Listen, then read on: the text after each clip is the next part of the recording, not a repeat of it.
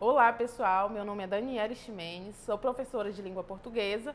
Na aula de hoje falaremos sobre literatura, especificamente sobre o romance indianista. Vamos lá? O romance indianista. O romance indianista, tipicamente brasileiro, foi uma das principais tendências do nosso romantismo. O prestígio do indianismo, que trazia o índio e os costumes indígenas como foco literário junto ao público, foi amplo e imediato. Eu escolhi essa imagem para falar um pouco da relação do romance indianista com o romantismo. Então, como se você já tiver assistido outras aulas anteriores, quando nós falamos de literatura, embora a gente tenha outros enfoques, outras temáticas sociais, temáticas humanas, enfim, de comportamento humano e toda aquela questão estética envolvida, quando a gente fala de literatura, e principalmente, primordialmente, de literatura brasileira, a gente fala de manifestação literária, eu sempre bato nessa tecla, né? E literatura de fato brasileira. O romantismo é a primeira escola literária de fato brasileira. Por que é a primeira escola literária de fato brasileira? Porque aí eu já tenho um sistema literário consolidado. E o que seria esse sistema literário consolidado? Eu tenho uma obra que é brasileira, produzida no Brasil, publicada no Brasil, reproduzida no Brasil. Eu tenho um público leitor brasileiro, que é num quantitativo bem maior, e aí eu tenho um escritor brasileiro. Então, quando a gente fala aí do romantismo, nós falamos dessa afirmação de identidade. O que acontece? O romantismo ele é dividido em 3 fases. A primeira fase é a fase nacionalista, que é a que se encaixa o romance indianista. A segunda fase é aquela fase em que a gente tem uma tendência mais pessimista, conhecida como o mal do século. E a terceira fase é uma fase aí com a temática mais social, que é a condoreira, com o objetivo aí de trazer para o centro das narrativas o negro, né, o escravo, mostrar para aquelas pessoas que viviam nesse período dessa produção literária como era a vida aí dos escravos africanos, beleza? Então, quando a gente fala do romantismo, do indianismo, ele centra-se aí nessa primeira fase do romantismo. Então, observa que, como eu já venho abordado, a nossa literatura, assim como afirma o Antônio Cândido, ela é fruto de um transplante, quer dizer, é uma literatura que já vem próxima e ela vem para o Brasil pronta, quer dizer, Portugal já tem um desenvolvimento bem maior e essa literatura ela vem pronta para o Brasil. Então, o que acontece? Após o período de revolução e tal, o que a gente tenta aí trazer? Um símbolo de nacionalidade. Aí pensamos aí qual seria esse símbolo de nacionalidade. A gente pode falar que a formação do povo brasileiro ela se dá inicialmente pelo português e o indígena, depois pelo português, indígena e africano. Então a gente tem essas misturas e posteriormente outros povos vêm para o Brasil. Mas inicialmente a gente tem. Então, quando nós falamos de símbolo de nacionalidade, escolhe-se o índio como esse símbolo. E o romance indianista vai justamente trazer para o centro da narrativa o índio, quer dizer, aquela figura de herói, como ficará mais esclarecido posteriormente. Essa imagem que eu escolhi, não sei se vocês observam que há uma certa semelhança lá com o quinhentismo, com a carta de Pero Vaz de Caminha, em que nós temos a retratação aí do índio, da fauna e da flora, que é descrita lá na carta de Pero Vaz de Caminha, só que aqui ela é mais detalhada. Então, assim, eu procuro símbolos de nacionalidade. Agora, falando dos antecedentes, assim como já iniciada a explicação, Aqui nós temos a ideia do iluminista pré-romântico Jean-Jacques Rousseau. Quem não conhece Rousseau aí na vida, não é? Segundo ele, o homem originalmente é puro, mas é corrompido ao entrar em contato com a civilização. Portanto, Rousseau via no homem primitivo o modelo de ser humano. O homem nasce bom, mas a sociedade o corrompe. Então, o que a gente observa aqui? Que o índio ele vai aparecer de uma forma diferente, quer dizer, ele é o bom selvagem, dotado de boas virtudes, de boas qualidades, e que o contato com a sociedade é que vai corromper. Por não contarmos com a riquíssima matéria aventuresca medieval do romantismo europeu, que é o cavaleiro medieval, representava a figura do herói romântico, justo, fiel, corajoso, forte, ético. No Brasil, o herói cavaleiro não poderia existir, pois não houve Idade Média. Então, nosso índio passou a representar a pureza, a inocência do homem não corrompido pela sociedade, além de assemelhar-se aos heróis medievais. Então, observa que é um ponto a se enfatizar nessa parte do texto, que embora nós tenhamos essa tentativa de desvincular a literatura brasileira da literatura portuguesa, assim como em outros aspectos aí dessa relação de Brasil e Portugal, é meio que impossível nesse primeiro momento, até porque nós estamos falando da primeira escola literária do Brasil e que esses resquícios eles vão aparecer aí posteriormente. Então, o índio ainda ele é caracterizado aí de acordo com a visão europeia. Vamos lá agora às principais características. A primeira característica é o nacionalismo. O que seria o nacionalismo? O índio é colocado no romance indianista como símbolo de nacionalidade. Então, ele está no centro ali da narrativa, tudo envolve ele e é também o ambiente ao qual ele pertence, a fauna, a flora. Então, isso aparece nesse romance de forma bem descritiva. Falando da estética nativista, a gente também tem novamente essa enfatização do nativo, do índio, com a exaltação da natureza, tá? E o índio ele é visto de forma idealizada, como figura nacional, europeizado e quase medieval. Então, quando a gente fala aí de idealização do índio, a gente pensa na seguinte perspectiva: eu estou à procura de um símbolo de nacionalidade, esse meu símbolo de nacionalidade ele tem que ser perfeito. E o índio ele não é perfeito, mas nesse primeiro momento, nessa primeira narrativa, principalmente utilizada por José de Alencar, ele é idealizado sim.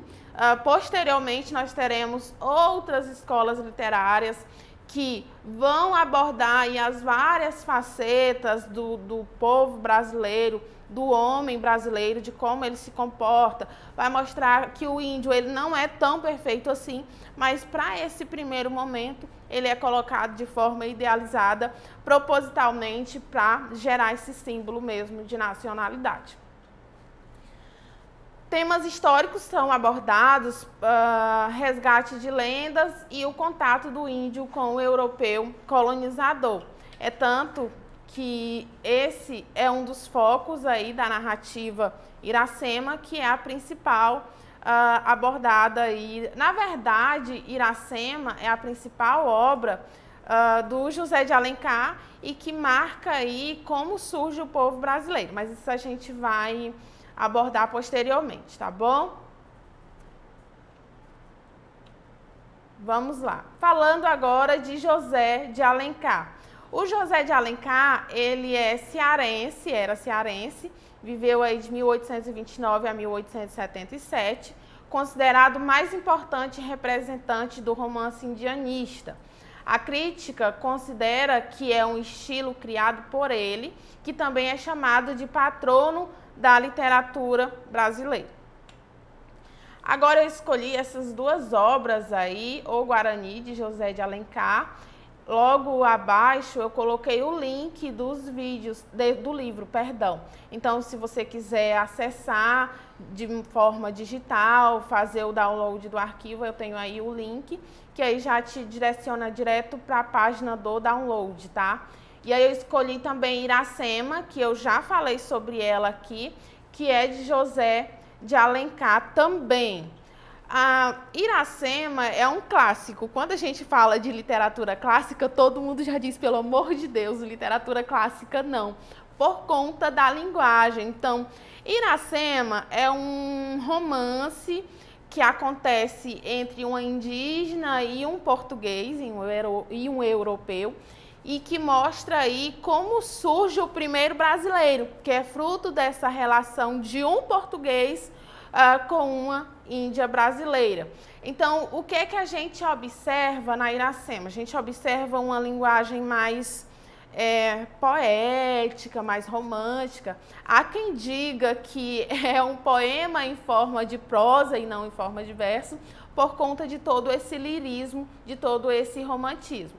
Apesar de muitos, assim, logo no início criarem um estranhamento, eu indico super quando a gente fala de crítica literária. Então, quando a gente fala de um texto que ele é, assim, exaltado, que ele entra aí para o foco da literatura, não é simplesmente porque é gostoso, é bom e tal, eu me identifiquei com a leitura. É porque dentro desse texto, dessa produção literária, eu tenho características ali que contribuem bastante para eu compreender como a literatura se formou, como o povo pensava daquela forma. Então, não tem como eu falar de literatura desvinculada aí de história. Então, novamente, se você não gosta de história, é bom que reveja, é bom que compreenda, porque a literatura, ela traz um retrato ali da sociedade naquele determinado momento. E aqui a gente vive um momento em que o Brasil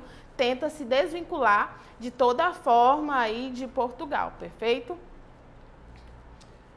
Vamos lá, aí eu trouxe uma questão do livro A Prova Enem, do primeiro ano do ensino médio, na página 27. Se você estiver com o livro em mãos, você pode pegar o livro e acompanhar a leitura por aí. E é justamente um trecho da Iracema. Diz assim, é o capítulo 2. Muito além daquela serra que ainda azula no horizonte, nasceu Iracema. Iracema, a virgem dos lábios de mel. Observa aí, a virgem dos lábios de mel. Há quem me pergunte assim, professora, já tinha creme dental naquela época? Já tinha escova de dente? Não tinha. Então, quando a gente tem a virgem dos lábios de mel, é uma forma idealizada de retratar Iracema, tá? Que tinha os cabelos mais negros que a asa da graúna e mais longos que o seu talhe de palmeira. Então, observa que, como adjetivo, como comparação, escolhe-se aí a fauna e a flora brasileira para enfatizar esse símbolo de nacionalidade, né? Essa questão nativa. Rumor suspeito que quebra a doce harmonia da cesta. Ergue a virgem os olhos, que o sol não deslumbra, sua vista perturba-se. Diante dela e todo a contemplá-la está um guerreiro estranho, se é guerreiro e não algum mau espírito da floresta. Tem nas faces o branco das areias que bordam o mar, nos olhos o azul triste das águas profundas. Ignotas armas e tecidos ignotos cobrem-lhe o corpo. O guerreiro falou: quebras comigo a flecha da paz? Quem te ensinou, guerreiro branco, a linguagem de meus irmãos? Donde vieste a estas matas que nunca viram outro guerreiro como tu?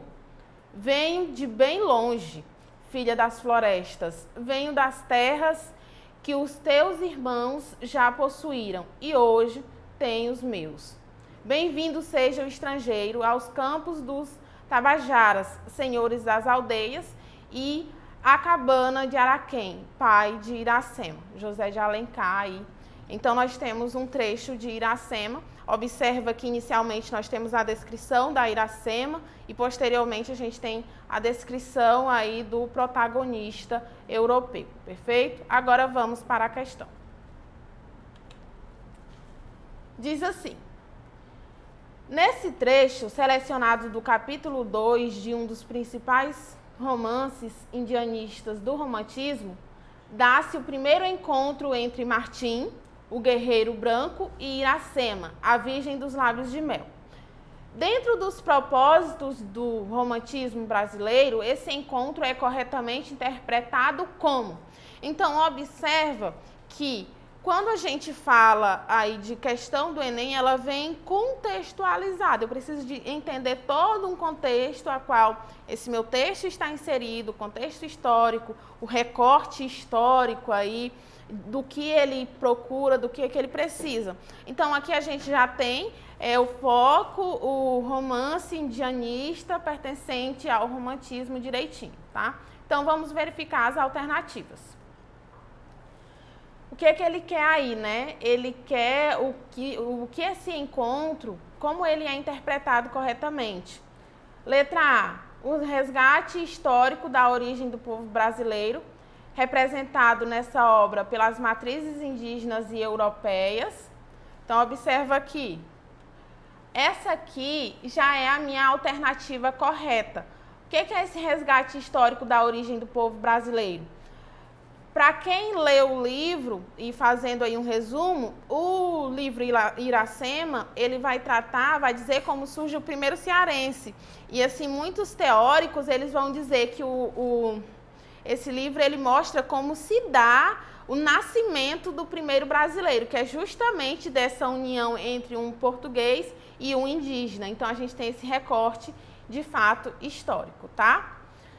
Representado nessa obra pelas matrizes indígenas e europeias, aí enfatizando a nossa resposta. Vamos ver por que a letra B não é a alternativa correta.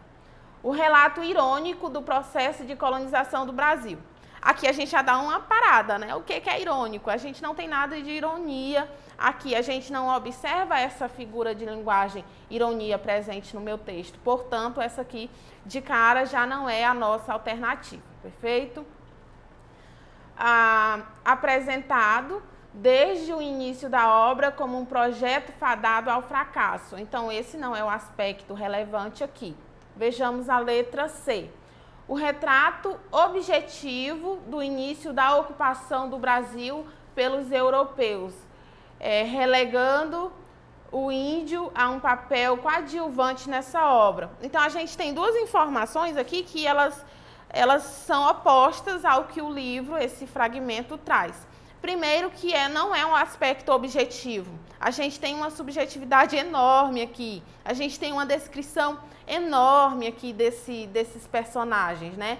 E o segundo aí é esse papel de coadjuvante, quer dizer, o índio, ele não é o coadjuvante, ele é o protagonista, ele está no centro da narrativa. Então, essa aqui já não é a alternativa correta.